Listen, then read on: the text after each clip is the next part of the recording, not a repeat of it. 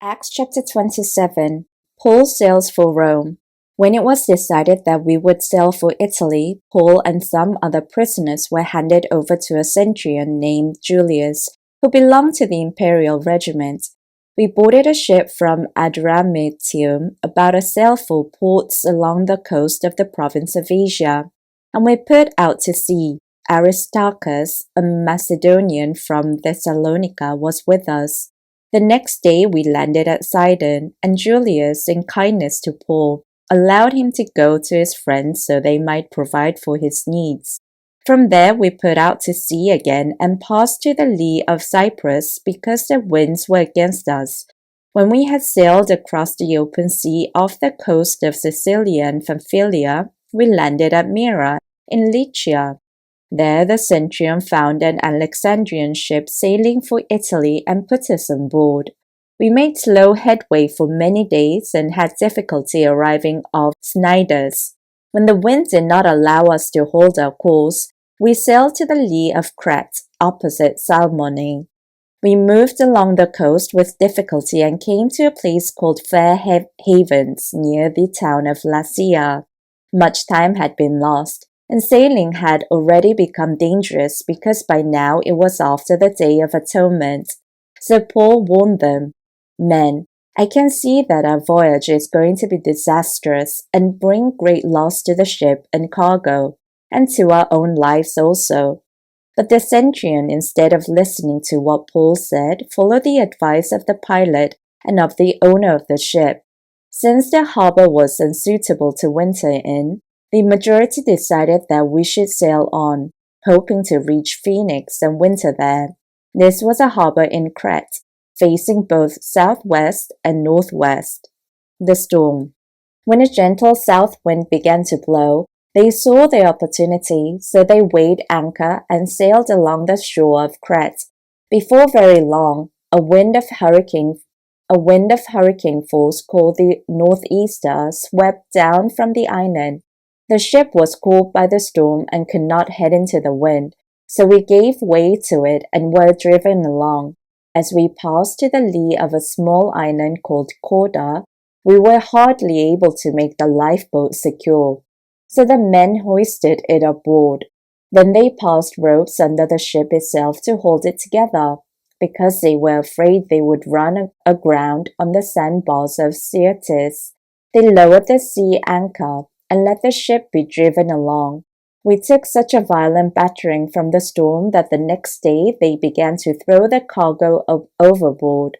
On the third day, they threw the ship's tackle overboard with their own hands.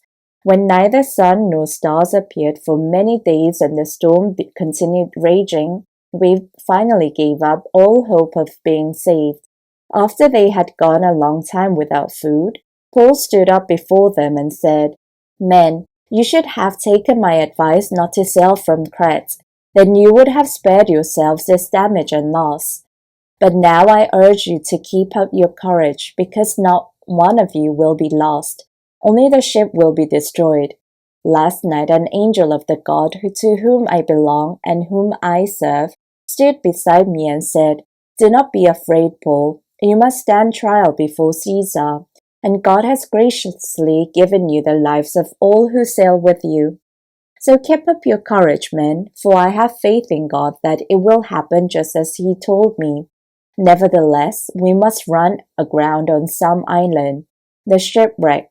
On the 14th night, we were still being driven across the Adriatic Sea, when about midnight the sailors sensed they were approaching land.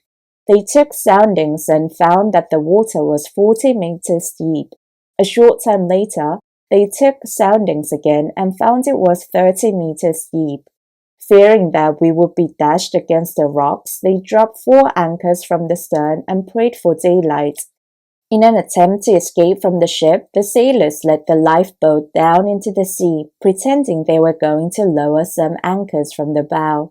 Then Paul said to the centurion and the soldiers, "Unless these men stay up with the ship, you cannot be saved." So the soldiers cut the ropes that held the lifeboat and let it drift away. Just before dawn, Paul urged them all to eat. "For the last 14 days," he said, You have been in constant suspense and have gone without food. You haven't eaten anything. Now I urge you to take some food. You need it to survive, for not one of you will lose a single hair from his head." After he said this, he took some bread and gave thanks to God in front of them all. Then he broke it and began to eat. They were all encouraged and ate some food themselves. Altogether there was 276 of us on board. When they had eaten as much as they wanted, they lightened the ship by throwing the grain into the sea. When daylight came, they did not recognize the land, but they saw a bay with a sandy beach, where they decided to run the ship aground if they could.